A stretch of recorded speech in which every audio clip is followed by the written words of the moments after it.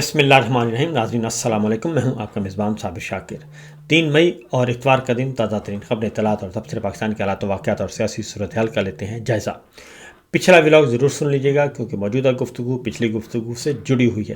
ایک developing story ہے. اقتدار کے ایوانوں میں گھمسان کا رن پڑا ہوا ہے. لڑائی ہو رہی ہے آل شریف کے درمیان، راولپنڈی کے درمیان اور اسلام آباد کے درمیان، یعنی شہباز شریف صاحب، مریم صاحبہ، نواز شریف صاحب، ابصار عالم، محسن نقوی، آرمی چیف اور ان کے درمیان مسئلہ پیدا ہو چکا ہے. اور ابصار عالم نے جو گفتگو کی اور جو الزامات محسن نقوی پر لگائے، اس کے بعد معاملہ مزید بگڑ گیا ہے. ایک ملاقات بھی ہوئی ہے اور وہ ملاقات نہیں بلکہ سخت ترین پیغام تھا آل شریف کے لیے. اس کا نتیجہ کیا نکلے گا یہ بھی آپ کو بتائیں گے، لیکن پہلے ذرا دیکھتے ہیں کہ یہ سب کچھ ہوا کیوں، یہ سارے الزامات یکدم کیوں عائد کیے گئے. 1 کانسٹیٹیوشن ایونیو، اس میں تو بہت سارے لوگوں کے اپارٹمنٹس تھے، بہت سارے جرنلسٹ موجود ہیں اسلام آباد میں، راولپنڈی میں، لاہور میں، اور پھر کسی نے بھی اس حد تک گفتگو نہیں کی جو کہ ابصار عالم نے کی. اور وہ گفتگو ساری محسن نقوی اور آرمی چیف عاصم منیر اور اسلام آباد ہائی کورٹ کے ججز کی طرف دھکیل دی گئی اور اس کے ساتھ ہی ساتھ پیپلز پارٹی کی طرف بھی دھکیل دی گئی. اور بظاہر محسن نقوی کو ٹارگٹ کیا گیا، جبکہ حقیقت میں محسن نقوی کو نہیں ٹارگٹ کیا گیا.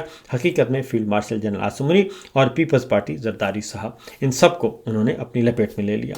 اب معاملہ کیا ہے، یہ ساری گفتگو کیوں کی گئی، یہ ڈائیورژن کیوں لگایا گیا، اور معاملہ صرف اپارٹمنٹس کا تھا اور یہ کسی اور طرف کیوں گیا، اس کے بارے میں ہو رہی ہیں جناب تحقیقات. لیکن اس سے پہلے ذرا کچھ اور گفتگو کرتے ہیں کیونکہ اس سٹوری کے ساتھ جڑی ہوئی ہیں پاکستان کے حالات و واقعات اور گورننس. کیونکہ اس وقت معاملہ یہ ہے کہ 4 سال سے موقع دیا ہوا ہے آل شریف کو. امپورٹڈ سرکار سے لے کے اب تک آل شریف چل رہا ہے. شہباز شریف صاحب 4 سال سے وزیر اعظم ہیں اور ان کے ساتھ ان کی بھتیجی صاحبہ جو ہیں وہ پنجاب چلا رہی ہیں. لیکن مسئلہ کیا ہے، مسئلہ یہ ہے کہ IMF کی رپورٹ کے مطابق اس وقت نمبر 1 پہ جو کارکردگی ہے خیبر پختونخوا کی ہے، نمبر 2 پہ سندھ کی ہے، نمبر 3 پہ بلوچستان کی ہے، نمبر 4 اور آخری جو ہے وہ پنجاب کی ہے. اور پنجاب میں گورننس نہ ہونے کے برابر ہے. کروڑوں اربوں روپیہ تو خرچ کیا جا رہا ہے میڈیا کمپین پہ، لیکن حقیقت میں کچھ نہیں ہو رہا. اور جو عمران خان صاحب کے زمانے میں، بزدار صاحب کے زمانے کے جو پروجیکٹس تھے، انہی منصوبوں کا نام تبدیل کر کے رنگ روغن کر کے اپنے کھاتے میں ڈالے جا رہے ہیں. کچھ نہیں ہو رہا اور شارٹ فال ہے. اور حکومت کی جو عوام میں جڑیں ہیں وہ بھی مقبولیت بھی نہ ہونے کے برابر ہے.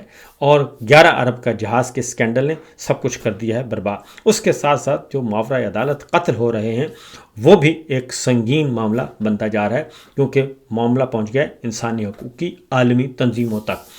اور کروڑوں روپیہ، یعنی کہ میں آپ کو بلا مبالغہ کہہ رہا ہوں کہ ایک مرڈر ایسا ہوا ہے، ایک قتل ایسا ہوا ہے CCD کے ایک واقعہ جو کہ اس وقت اس کی بھی باقاعدہ طور پہ ثبوت موجود ہیں کہ ایک بندے کو ماورائے عدالت قتل کر دیا گیا اور اس میں دونوں پارٹیوں کی طرف سے بولی لگوائی گئی. ایک نے کہا مار دو اور دوسرے نے کہا نہیں اس کو بچا لو. مارنے والے نے کتنی بولی لگائی اور اس کو بچانے والے جو اس کے تھے وہ پیسے دینے کے لیے تیار تھے، لیکن مارنے والے کی جو بولی تھی وہ زیادہ تھی، اس لیے وہ پیسے لے لیے گئے اور بندہ پار کر دیا گیا. یہ ہو رہا ہے اس وقت صورتحال. وہ اس کے علاوہ جو معیشت کی صورتحال ہے وہ کھلی چھٹی دی ہوئی ہے 4 سال سے، لیکن یہ آل شریف جو ہے وہ بالکل اس حکومت کو چلانے میں ناکام رہے. 52 سال کی کم ترین سطح پہ آ گئی ہے بیرونی سرمایہ کاری. $2 ارب سے کم ہو کر بھی 1.3 ارب رہ گئی ہے، یعنی $70 کروڑ کی جو ہے بیرونی سرمایہ کاری ختم ہو گئی ہے. اور اس کے ساتھ ساتھ پیٹرولیم پرائسز جو ہیں وہ بھی اس وقت پاکستان ورلڈ ریکارڈ قائم کر رہا ہے.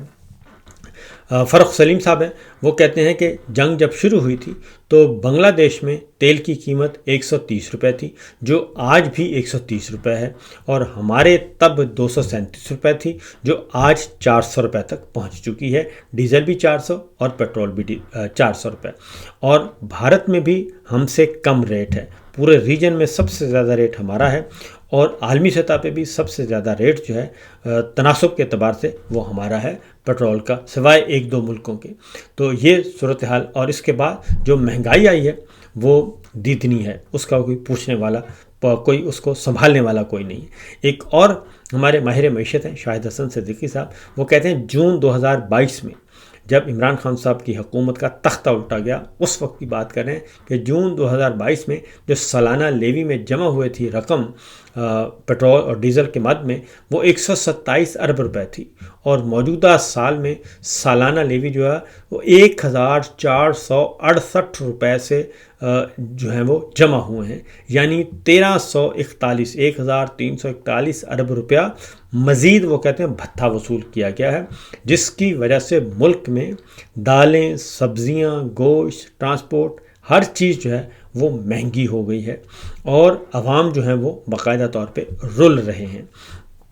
اور اس کے ساتھ ساتھ جو ان کے اپنے جڑے ہوئے اخبار ہیں، ان کے لائک مائنڈڈ اخبار ہیں، ہم نیوز کی سٹوری ہے کہ عوام کے لیے روٹی کھانا مزید مشکل ہو گیا۔ اوپن مارکیٹ میں سرکاری نرخ پر آٹا نایاب، آٹے کے تھیلوں کی قیمتوں میں نمایاں اضافہ، 10 کلو آٹے کا تھیلا 1050 روپے، جبکہ 20 کلو آٹے کی قیمت بڑھ کر 2100 روپے ہو گئی ہے۔ اب یہاں پہ آپ کو بتا دوں کہ 20 کلو آٹا جو ہے وہ کہتے ہیں 2000 روپے کا ہو گیا ہے۔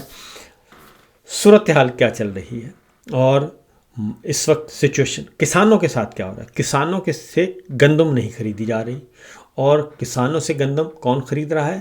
کمپنیوں والے خرید رہے ہیں۔ کمپنیاں کس کی ہیں؟ ان کی نامینی ہے پنجاب حکومت کی اور فیڈرل گورنمنٹ کی۔ وہ گندم خریدتی ہیں کسانوں سے اونے پونے، اور آگے گورنمنٹ ان سے خریدتی ہے پورے سرکاری ریٹ پہ، اور وہ کمپنیاں موسٹلی کمپنیوں کے جو ہیں وہ فرنٹ مین رکھے ہوئے ہیں، یعنی کہ کسانوں کو پیسہ نہیں دینا، خود پیسے بٹورنے ہیں، اور اس کے بعد فلور مل مالکان کو پیسے جو ہیں وہ بٹورنے کی اجازت دینی ہے۔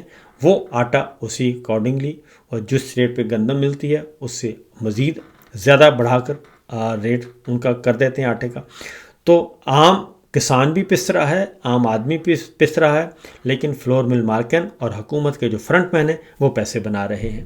یہ صورتحال اس وقت چل رہی ہے، معاملات یہاں تک پہنچے ہوئے ہیں۔ پھر ایک اور رپورٹ ہے، اور وہ ہے وفاقی وزارت خزانہ نے ملک میں مہنگائی کے حوالے سے تخمینے جو لگائے تھے وہ غلط ثابت ہوئے، اور وفاقی ادارہ شماریات کی رپورٹ کے مطابق اپریل میں مہنگائی کی شرح ڈبل ڈیجٹ کے ساتھ 10.89% پہ پہنچ گئی ہے، جبکہ جو اس ہفتے کی ہے، اس ہفتے کو بھی شامل کرنا لاسٹ ویک کو، تو وہ تقریباً 15.68% جو ہے مہنگائی کی شرح ہے، اور جس میں کوئی ایسی چیز نہیں ہے جو کہ مہنگی نہ ہوئی ہو۔ پانی، بجلی، گیس اور کپڑے، جوتے، دال، چاول، سبزیاں، بیکری، پھل، ہر چیز میں اضافہ ہو گیا۔ تو گورننس نام کی کوئی چیز نہیں ہے۔ تو جب یہ صورتحال ہو تو یہ کرتے ہیں ڈائیورٹ معاملے کو، اور ان حالات میں یہ اپارٹمنٹس والا معاملہ آ گیا، اور جو ہے گولہ بارود شروع کر دیا گیا محسن نقوی اور chief army chief Asim Munir پہ، تاکہ ایک نئی بحث کو چھیڑا جا سکے، اور اس بحث میں کچھ مال بھی بنائے۔ کیونکہ ایک بات میں آپ کو بتا دوں کہ یہ جو 1 کانسٹیٹیوشن ایونیو اپارٹمنٹس والا مسئلہ ہے، اس پہ اسلام آباد کے دوست ہیں ہمارے دانشور، وہ نظر رکھیں کہ یہ اس کی ڈیل ہونی ہے، اربوں روپے میں ڈیل ہوگی، اور یہ کون کرے گا؟ یہ وزارت داخلہ کے کرتا دھرتا کریں گے، محسن نقوی صاحب ہیں، طلال چودھری صاحب ہیں، سیکرٹری انٹیریئر ہیں، اور اس کے بعد پھر وزیر اعظم ہاؤس ہے۔ یہ چیک کرنا، اور پھر سی ڈی اے کے بابو ہیں، یہ چیک کریں، نظر رکھیں کہ یہ سارے کا سارا سودا کتنے میں ہوگا، کیونکہ یہ ہونا ہے اور یہ ڈیل ہونی ہے الٹیمیٹلی، اور جب یہ ڈیل ہوگی تو یہ ڈیل کا ہی اصل مسئلہ ہے۔ اس لیے یہ چیز جو شور و غوغا ہو رہا ہے یہ صرف اس وجہ سے ہو رہا ہے۔ اب ایک اور بڑی خبر کی طرف چلتے ہیں جی، اور وہ ہے چائنا کی کمپنی ہے، اور اب چائنیز کمپنیاں بھی وہ بھی اپنا کاروبار سمیٹ کے پاکستان سے جا رہی ہیں۔ میرے سامنے ایک کمپنی کا خط پڑا ہے، 2 پیج کا انہوں نے یہ لکھا ہے، اور یہ آفیشیل سٹیٹمنٹ ہے، یہ میرے پاس موجود ہے جی، یہ آفیشیل سٹیٹمنٹ ہے۔ وہ کہتے ہیں کہ یہ صرف کمپنی کی بندش نہیں بلکہ اس کے پیچھے بڑے سسٹم کے مسائل نظر آ رہے ہیں، کیونکہ انہوں نے اپنا کاروبار بند کر کے پاکستان سے جانے کا فیصلہ کر لیا ہے، اور پالیسی اور عمل درآمد میں فرق ہے۔ कंपनी ये कह रही है कि उन्होंने तमाम बैन अल-अक़वामी मयार के मुताबिक इक़दामात किए, मगर फिर भी उन्हें मंजूरी नहीं मिली उनके प्रोजेक्ट की। और कागज़ों में उन्होंने कहा कवानीन ठीक हैं, लेकिन अमली तौर पर इजाज़त नहीं दी जा रही, और हम चाइना से हैं लेकिन इसके बावजूद हमारे साथ सौतेलेपन वाला सलूक किया जा रहा है। ब्यूरोक्रेसी और रुकावटें खड़ी करती है और बयान कुछ देती है, लेकिन हकीकत में जब हम काम करवाने जाते हैं तो ये सुर्ख फीते का शिकार और रुक जाता है। इसलिए फ़ाइलें रुक जाती हैं और बार बार नई शराइत लगाते हैं। इदारों के दरमियान कोऑर्डिनेशन ना होने के बराबर है। ये चाइनीज़ कंपनी, चीनी कंपनी है और ये वो बता रही है तहरीरी तौर पर। और एक्सपोर्ट ब्लॉक होना मामूल की बात है। और सबसे बड़ा मसला ये है कि कंपनी का बिज़नेस मॉडल एक्सपोर्ट पर था, और बरामदात बंद हो जाएं तो उन्होंने कहा कि आमदनी सिफर हो जाती है, लेकिन अखराजात जारी रहते हैं। तनख्वाहें, बिजली, जुर्माने, ये सब कुछ हम पे कर रहे हैं, लेकिन कारोबार नहीं है, एक्सपोर्ट नहीं हो रही, ना इंपोर्ट हो रही है। यही वजह है कि 3 महीने में कंपनी कोलैप्स कर गई और सरमायाकारों के लिए ख़तरे की उन्होंने कहा घंटी है। और बाकी भी उन्होंने कहा कि सरमायाकार जो पाकिस्तान आना चाहते हैं वो भी ज़रा सोच समझ के आएँ। और कंपनी ने खुलकर वार्निंग दी है कि पाकिस्तान में सरमायाकारी से पहले सोचें, और ये बहुत बड़ा उन्होंने कहा कि जी स्टेटमेंट है। ये जो स्टेटमेंट है इसको वो कहते हैं बिग स्टेटमेंट आया है, और किसी भी कंपनी की तरफ से, और फिर वो भी चाइना की तरफ से। और ये बराह रास्त इन्वेस्टर जो है वो कॉन्फिडेंस को मुतासर करता है, क्योंकि अगर आपके दोस्त मुल्क की कंपनी जो है वो भी मुतमिन नहीं है और वो भी जा रही है, तो फिर बाकी कोई और कौन आएगा। और ग्वादर पर भी और CPEC के जो प्रोजेक्ट हैं उन पे भी ये असर पड़ेगा। इसी वजह से चाइना पाकिस्तान इकोनॉमिक कॉरिडोर, और फिर ग्वादर पोर्ट से ये जुड़ा हुआ मामला था, तो ग्वादर पोर्ट भी एक्टिव नहीं है। पूरे पिछले साल सिर्फ 3 जहाज़ आए ग्वादर पोर्ट पे। तो इससे आप अंदाज़ा कर सकते हैं कि ग्वादर पोर्ट कितनी बड़ी पोर्ट है, कितना बड़ा प्रोजेक्ट था, लेकिन 3 जहाज़ सिर्फ लंगर अंदाज हो सके। जबकि अगर आप किसी भी बंदरगाह से इसका मुआवजा करें तो बाकी बंदरगाहों पे सैकड़ों नहीं, मजमूई तौर पर हज़ारों जहाज़ जो हैं वो लंगर अंदाज होते हैं एक साल में, लेकिन पाकिस्तान ग्वादर पे सिर्फ 3 जहाज़ जो हैं वो लंगर अंदाज हो सके। और हुकूमत के लिए उन्होंने कहा कि ये पैगाम अच्छा नहीं। कंपनी ने बहुत वाज़ेह तौर पर बहुत अच्छे नरम अल्फाज में सारे के सारे अपने जो है वो बातें बता दी हैं, और उन्होंने कहा है कि बैरूनी सरमायाकारी, ग्वादर और बेरोज़गारी, ये सारे के सारे मसाइल हैं जो हमें सामना करना पड़ा।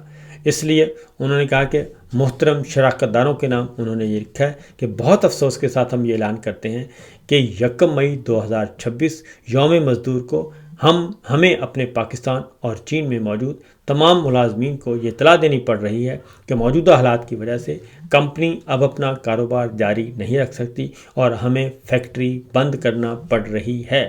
और चीन कस्टम्स के तमाम मुआयना और क्वारंटीन मयार पूरे किए, बैनुल अक़वामी HACCP फूड सेफ्टी मयार पर भी हम पूरा उतरे, लेकिन इसके बावजूद अमली तौर पर ज़रूरी मंजूरी नहीं मिली और हमें एक्सपोर्ट बरामदात की रुकी हुई हैं। पिछले 3 महीनों से हमने सब्र और ताउन से मसला हल करने की कोशिश की, आला सतह पर भी राब्ते किए, मगर कंपनी को मुसलसल माली नुकसान बर्दाश्त करना पड़ा और मुलाजमीन की तनख्वाह, जुर्माने, बिजली के अखराजात, कंटेनर चार्जेस। हम कवानीन और फूड सेफ्टी की अहमियत को समझते हैं, लेकिन अब मसला सिर्फ तकनीकी नहीं बल्कि इंतज़ामी रुकावटें और गैर यकीनी सूरत हाल बन गई है।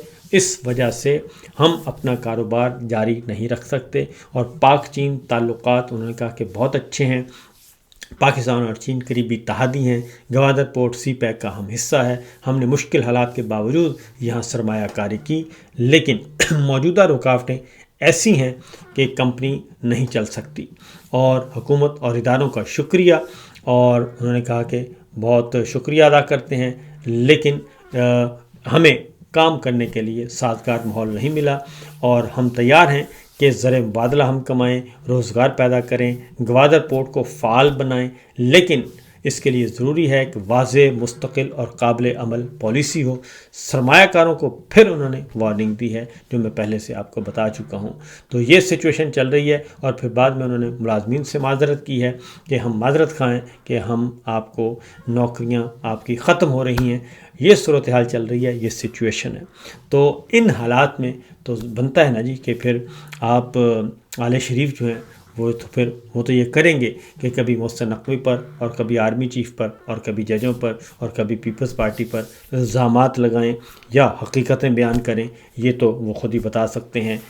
جناب حکمران جو حقیقی حکمران ہیں وہ بتائیں کہ اس میں کتنی صداقت ہے۔ فی الوقت اتنا ہی، اجازت دیجیے، اللہ حافظ۔